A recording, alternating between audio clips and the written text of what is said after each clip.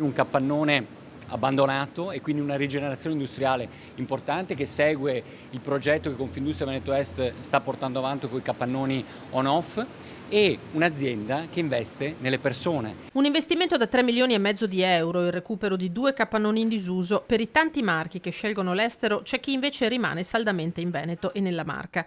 A Trevignano il nuovo polo produttivo di Innovation Tech, azienda specializzata nella fibra di carbonio e materiali compositi per l'automotive, è stato salutato con favore da mondo politico e associazioni di categoria. Confindustria Veneto Est è a fianco di tutte le aziende del territorio, le piccole, le medie e le grandi, le aziende che stanno affrontando con coraggio in tempi non facili le diverse transizioni. Tecnologia e robotica a supporto e non in sostituzione del lavoro umano. A Trevignano già 140 i dipendenti operativi.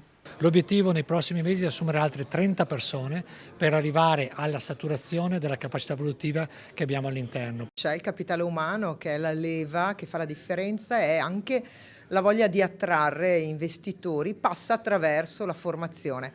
Qui fanno materiale e lavorazioni di altissima qualità, ma per farlo la persona è al centro dei sistemi di produzione. La capacità di inventarsi qualcosa di nuovo, l'arte di lavorare i materiali è una caratteristica del nostro territorio che noi vogliamo utilizzare e sfruttare, ma soprattutto accrescere ancora di più creando nuove leve, creando nuovi mestieri che possano far crescere l'industria italiana residente qui in questo territorio.